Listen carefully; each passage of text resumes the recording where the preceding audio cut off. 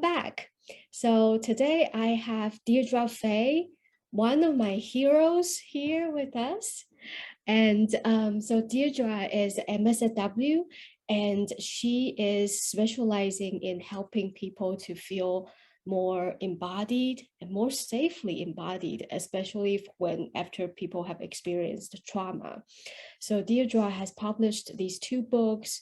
One of them is called Becoming Safely Embodied. And the other one is called, let me peek at my notes, Attachment-Based I'll tell it to you. Okay.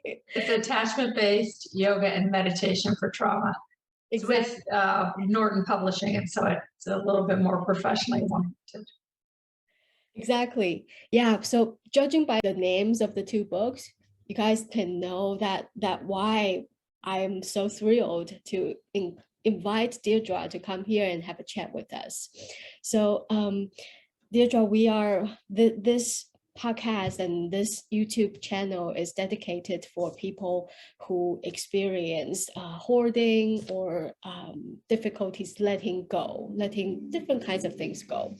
And so a lot of times people kind of experience this kind of difficulties letting go because of their trauma history. And so how do we help people to come back to their body and use their body as their resource to kind of strengthen them and to kind of like help their mind and help them with their spirits. So that's really what I really love to chat with you about, Deirdre. Oh, well, it's a thrill. I love being with you. You have such a great heart, and you are so wise in these areas that you're going into. So I learn from being with you. So it's a joy to be with you. I'm immediately struck by some of what you're talking about entering the body, becoming more physically aware. Mm-hmm. And one of the things I love about yoga is we talk about the levels of the body. It's more like there's multi-layers to our body. It's not just the physical body. Because we have a physical body here. We have the sensations of our body. I can feel this space that whatever the I is, occupies in here. So we have that physical body. Mm-hmm. We also have an energy body. At least in yoga, we talk about the physical body, the energy body. We can group together the mental, emotional, psychological body. That's another whole layer. And then there are the more quote unquote spiritual levels, the level of sort of discernment and wisdom. That's possible. And then there's also the level beyond that level of I am. In yoga, we also call it the bliss body, the Anandamaya Kosha. But it doesn't have to be bliss, but it's a sense of being at one with everything all the time, everywhere. So one of the things that I've been thinking about ever since we first started talking about this was hoarding is most of us think about, is a very concrete, right? It's the physical objects that we cram around us. But I was also thinking, even as we started today, about trauma and attachment wounding, there's a psychological hoarding. Mm-hmm. When we're so consumed with our past and we don't know how to excavate ourselves from the past, it's another kind of hoarding. So it may be that physical hoarding is the most obvious, perhaps the most visible form of hoarding. Right. There might be other ways that we might want to explore at some point, or as we're exploring ourselves, where do we hoard? Exactly, for sure. Yeah, I often think that I can identify as a quote unquote hoarder as well. Yeah, and who is not a hoarder? And if we define hoarding as difficulties letting go, and then there's accumulation of, and in this DSM-5 sort of hoarding is accumulation of physical possessions, but we all have a lot of hoarding that is like mental, that is psychological, some wounding or past identities, past memories, like you just said. and past beliefs, past like things that are no longer in touch with the present moment, but we still carry them. And therefore, there's no enough space for new things to come in, or just have for space to be and for creativity to happen. It's kind of like a stuffiness that are in this different layers of bodies that I'm so excited and so thrilled to learn about that you just mentioned.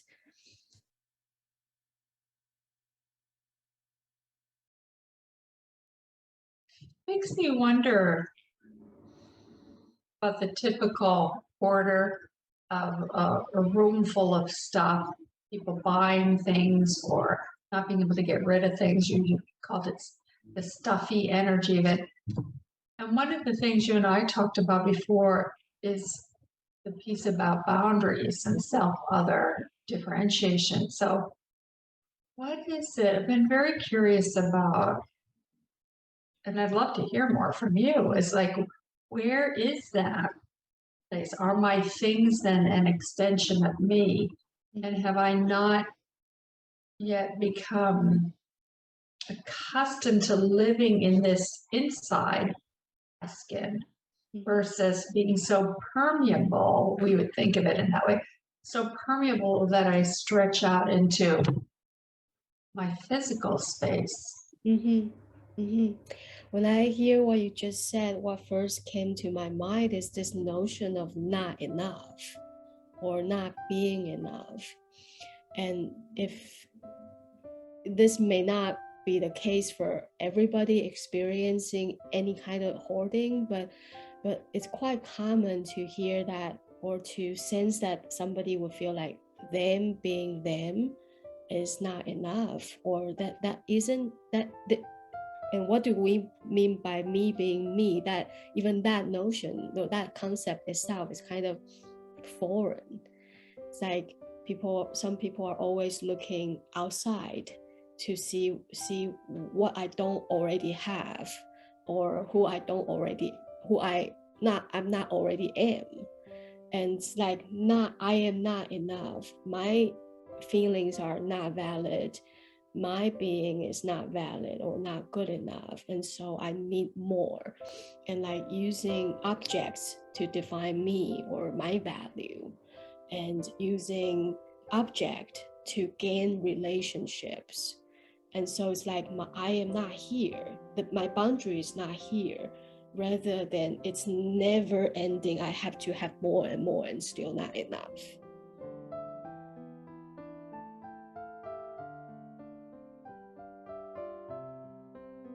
Oh, that is so interesting.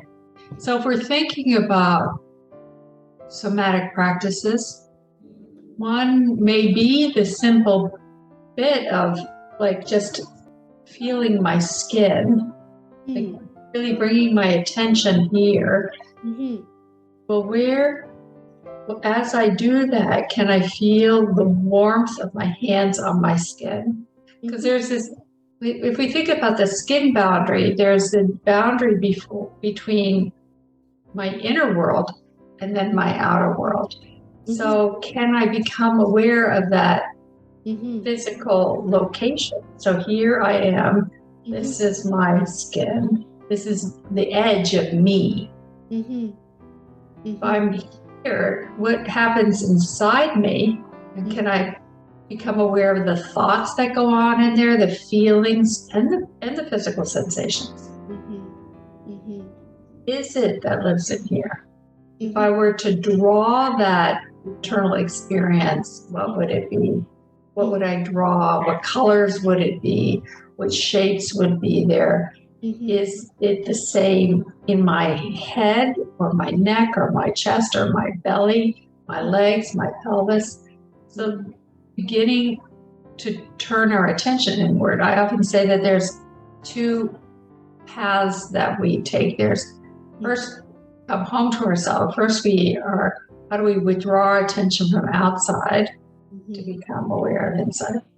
But then there's also, how do I turn my attention away from my thoughts and bring my attention to my heart, not just my body, but my heart. So that would be one way of doing it, is just becoming aware here.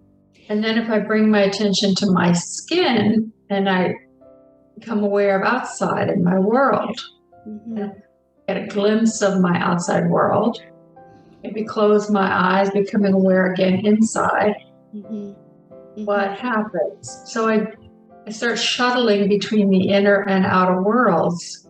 That may be one way.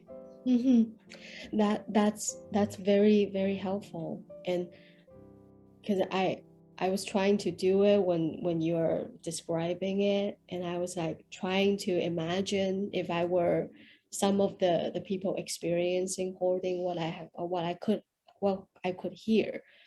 And some difficulties that I imagine would happen is that when I come back here, there's kind of overwhelming sense of like emotions or feelings, and it just feels kind of uncomfortable to stay here. That's one thing, that one way that I can imagine it happening. And another way I can imagine it happening is like if it just feels numb, like you don't feel anything, it just feels like I can't feel. Yeah. That's often what people will say when we begin to turn our attention inward, because we're not used to, we don't have a language for it. People don't really help us. We never had any way in. So, but numb itself is a state. Let's explore what that state is. If it cold, is it hot? Is it color is numb? Is numb everywhere? If I pinch my finger, is it numb? Or do I begin to have some sensation there? So you can begin to befriend numbness. But you said the other piece of it was if I feel overwhelmed. It's like, okay, so I'm overwhelmed internally. So now if I turn my eyes out to the room that I'm in, or the whole place that I'm in, what happens when I look at boxes or bags or piles? Oh, that's overwhelming. Okay, so what's the difference between that overwhelm out there and this overwhelming? And it goes back to what you're saying, there's an extension, right? This is overwhelming in here. So I generate overwhelm out there. Okay, that makes sense. So becoming curious about it. And then maybe like, what if I take that pile and just stack it nicely, like organized? Don't do a lot of work, but just put it together in a little stack. What happens inside? What happens in my thoughts? What happens in my feelings? What happens in my body sensations? And begin to, it's that little place of separating out those three elements, my thoughts, my feelings, my body sensations, because they're not all the same. And when I begin to see that, I can see, okay, I have a thought, I'm disorganized. And when I have that thought, what happens to me physically? Or when I organize something, I put it in a nice pile. What happens inside is like a tiny, maybe I'm just making this up, the tiniest little sense of oh, that little That's where we begin to want to train my body to have more of that. I don't know how to do that, but if I begin to say okay, so there's a sound that goes with or there's a like maybe I'm like I see something new, I'm like there's another sound, there's an opening my eyes. Okay, how do I continue to generate that? You're literally training your body to have a different experience from the old experience. But it takes, as we know from CFT and any kind of mindfulness practice, so much thoughtfulness and mindfulness and concentration to become aware. It's a practice. Think of all the 20,000 times a day I'm thinking the same old bad thought. Am I willing to put the discipline in to have a different kind of experience? Yeah. 20,000 times a day. And it's exhausting. And people will say that it is tiring. Yeah. Just call it what it is. That's a very good reminder. A lot of times people think that, okay, let me try this. And if I try this, it will work the first time I try it. But most cases, it won't just quote unquote work the first time. It's like accumulation of practice. Just Or like, it might work for a half of a second, yes, but it doesn't encode or imprint until we do it over and over and over again. exactly. Yeah. So it really takes a lot of like courage and a lot of persistence and patience to really continue and repeat and repeat. Yeah, to persevere. And I think there's kind of this sense now with somatic work and embodiment work that it'll just make it easier. And in some ways it does make it easier because it's a little bit more concrete than just a thought. But one of the reasons we have a thought is because it moves more rapidly and therefore we can get away from the discomfort. And so some of what has to happen is opening up our bandwidth, our window of tolerance, as Dan Siegel says, so that we can allow it to rise, crest and fall, to move through on the natural, normal cycle. And so much of what I work with, the people I work with, is just let this moment rise, crest and fall, and make it so small and so granular that this moment rises, falls, this next moment rises and falls. This is just pure mindfulness. We're watching the experience, but it's so hard because we get hooked up into all the interpretations, all the feelings, all the storylines we have. We just, in my Safely Embodied Learning community recently, we just did again and again, we do it all the time, the experience of separating out the pure facts and the feelings and interpretations we lay on. Mm-hmm. So a pure fact might be, I'm sitting.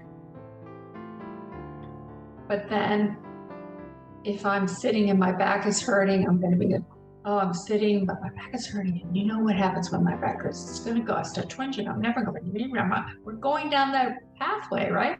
Right. So learning how to just stay with this pure fact, I'm just sitting. And but it's I'm beginning to watch how I'm running away with when I'm going.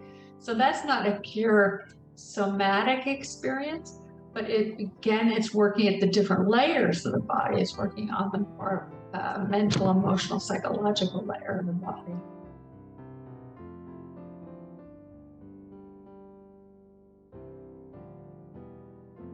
Mm-hmm.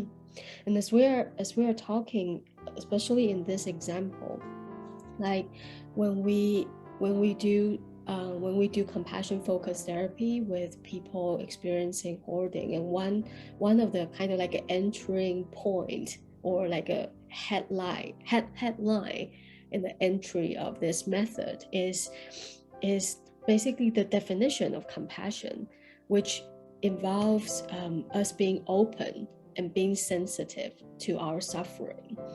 And we then will have to explore, okay, if that's where we are going, we're going to learn and explore why it is hard to go there. And usually it's because, well, for example, if I were to open my eyes and really see the amount of stuff at home, it's overwhelming. And that's why I'd rather go help a friend. I'd rather go do other things outside of the house, so I don't stay there and really be with my discomfort. And so I've been really trying to help clients to really kind of help them to use their body as kind of like this sacred animal that we were given. Like, we're not just our minds. Our mind is just part of the things that we are living with, but the mind is giving us a lot of trouble. So maybe we can use our sacred animal, this body, to help us feel more grounded in the chaos of the mind projecting all the kind of radio station kind of story making that kind of makes us even more overwhelmed, to the extent that we just shut down or we run away. So is there something that like kind of, I know that in CFT we talk about soothing rhythm breathing to use the body to ground the mind. Is there other things that Deirdre, that you can think of that can be especially for people who doesn't feel that comfortable just sitting down breathing. Right. And that's a really good point because so many don't.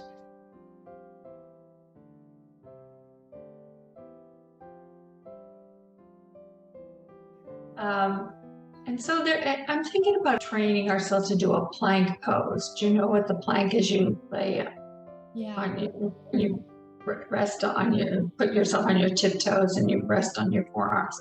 Because it's like, it's such a intensive body movement that you're outside of your, the storyline. You're like, oh, I'm going to hold it one more second. That's all, Or the warrior pose, any of the warrior poses, stretching your arms out. And yes, any of those are another way you're training yourself to be a warrior, to be like, and what I often do when I teach people to do the warrior, put the hand out.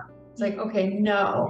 And in essence, it's training ourselves to say no to the overwhelm. It's like, I'm not going to have that thought right now. I'm not going to get myself anxious.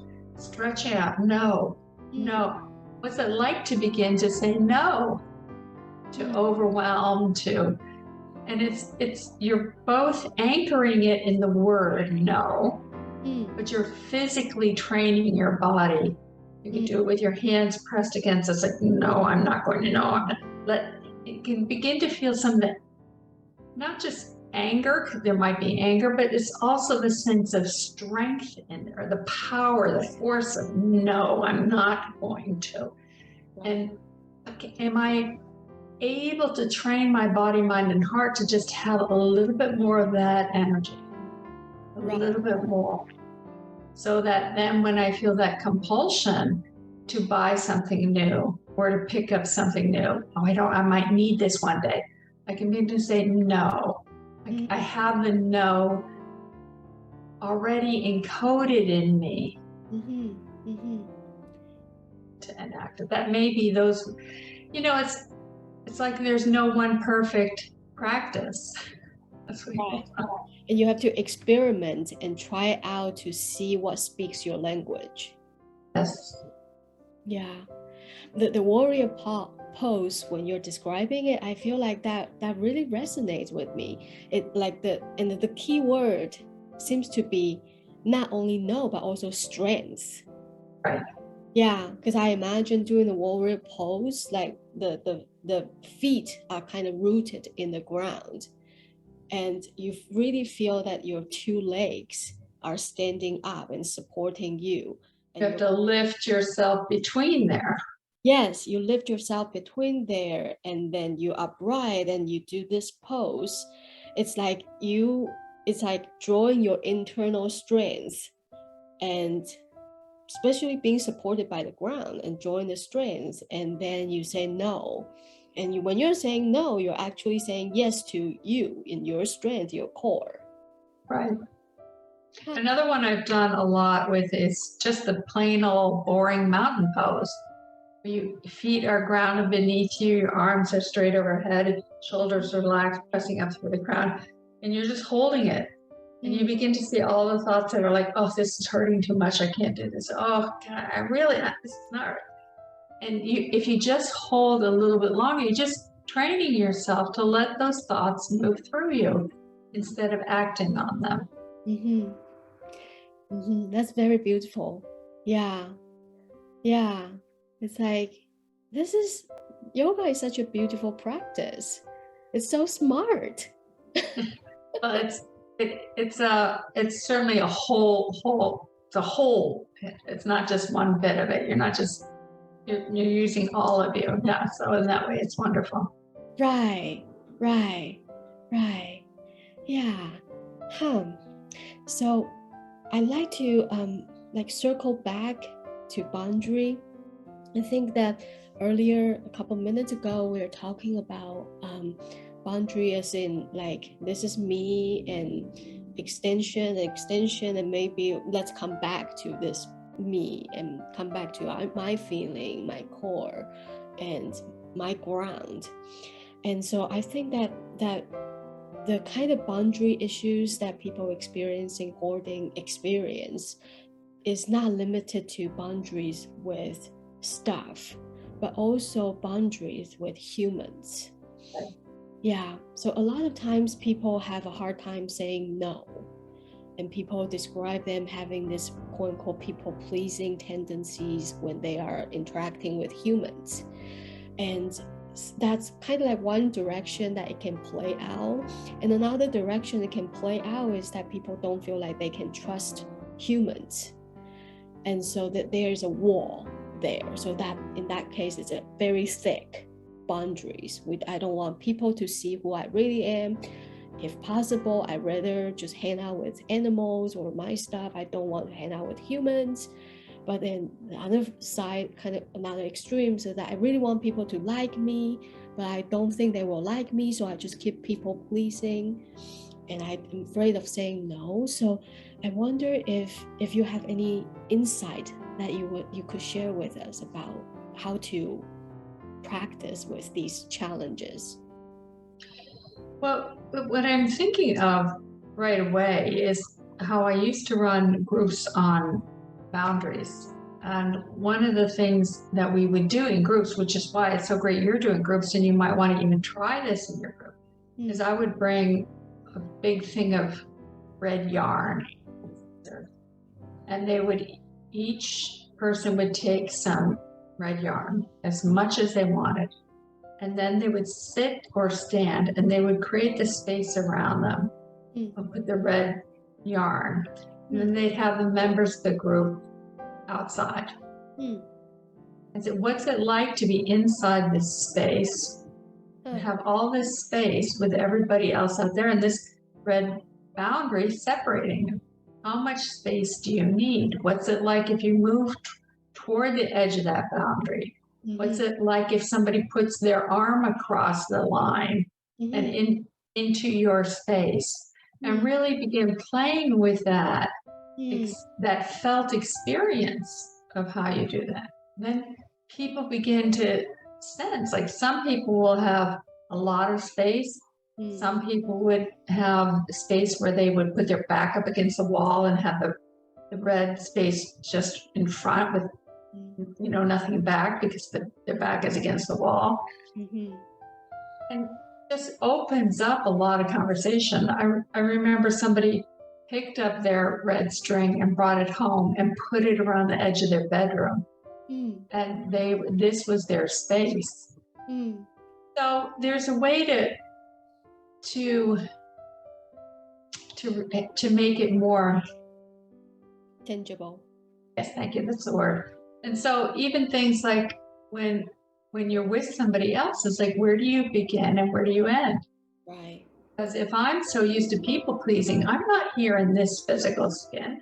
Yeah. I'm over there. And then we think of this in the attachment world, anxiously attached. I leave myself. I'm over there in you, trying to figure you out so that then I can figure out how you're going to be toward me.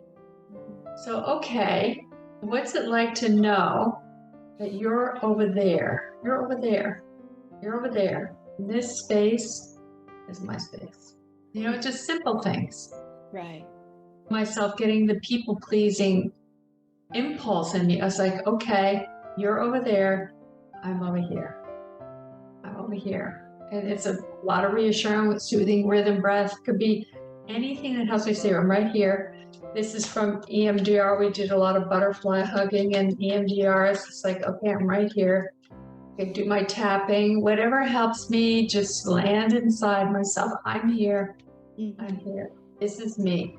This is me. And just training myself to say, okay, this is, art therapy is really good for it too. Doing a lot of drawings and illustrations so that, okay, so what's it like, that impulse to be over there? The other side, we also have the detached, the disconnected, dismissing attachment. So I'm not going to do that. But there's also, even when I'm trying to block you out, I'm in here, but I'm so pushing away so that I have some space inside myself. I'm so afraid of being infringed on. So playing with all that in whatever way you can, it's just raising awareness. And along the way, just loving ourselves, this is the compassion, like, oh, this has been such a hard life. This is hard, even just doing this. It's hard to talk about it. It's like, okay, it is. It is. And I'm right here listening, an open heart. That's why groups are so powerful, and you guys are doing. Yeah. Yeah. Well, that's so helpful. And the red yarn thing, I can see it being very, very powerful, because a lot of times when we are doing all of these, any kind of these like habitual patterns, it's because we're not aware that we are doing it. Or sometimes even when we have that glimpse of awareness that I am people pleasing now, but somehow in that nanosecond of decision making, I kind of decided, quote unquote, decide to suppress that Right. uncomfortable feeling and go for the target of people pleasing. Yeah. And so if we kind of like the red yarn or any kind of like somatic practice to make it more concrete and visible, so that you are like really tasting how it feel for other people to stick their hand into your boundary, and how did it feel for you to kind of like have your half of your body laying outside of your zone. And so you really let yourself feel the suffering that you are experiencing when your boundary is not really respected.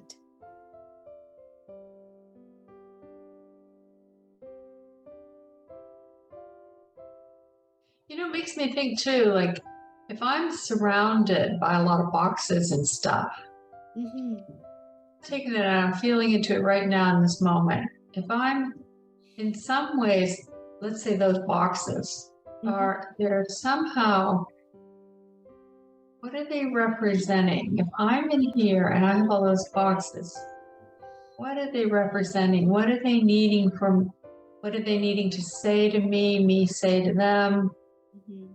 If I put a boundary between me and the box, what happens inside me?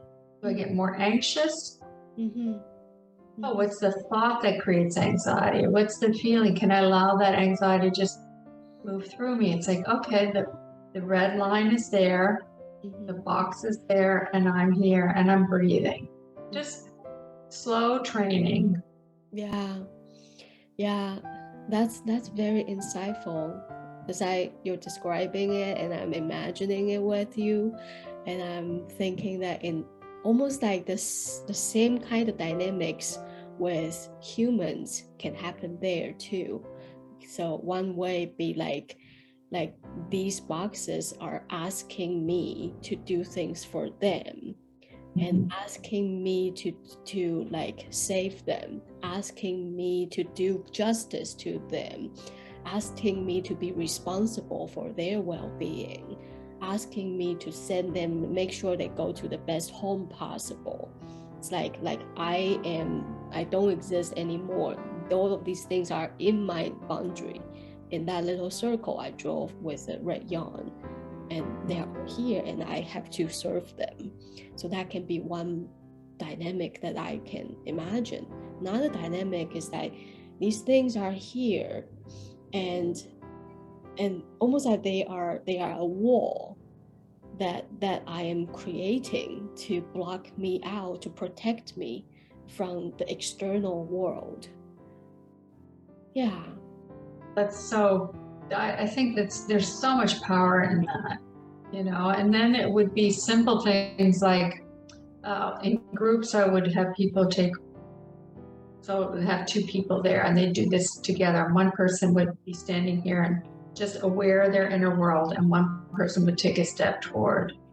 Talk about this in the BAC skills. There's just a step toward, another step toward, and just notice, what are the thoughts, what are the feelings, what's going on in my body as somebody moves toward me. Now, what if they move away? It's the same thing. We could play with the boxes or the stuff. It could be like, okay, so if I move toward it and I think I'm going to pick it up, no, I can't. Okay, so go back. Where does it feel safe to stand again? And say, okay, so I'm going to take one step. Can I just stand and say, oh no, I can't pick it up. I can't, and let that wave of whatever it is just move through and Right, just stay there. You don't have to push it any faster than you can. You're just exploring. right, There's some fear, something, some loss of something that would happen right, if I did this. right. Yeah. Wow, this is so powerful, and it just gives me so many more ideas about, like, we talk in therapy, we use our words to access things internally, but we also can do a lot with the help of our body, like these different movements, different gestures, and different distance relating to other things. Yeah, so this itself is another channel for healing, for Right, sure. right. Yeah. Mhm. Well, thank you so much, Deirdre. It will never end. Like if I just indulge myself, Such a pleasure to and just be with you and brainstorm and just let it all come. I'm so grateful for the help that you're giving people, the direction, the guidance, the wisdom, because I think ultimately what we're all trying to do is just remind each other that you're a good being.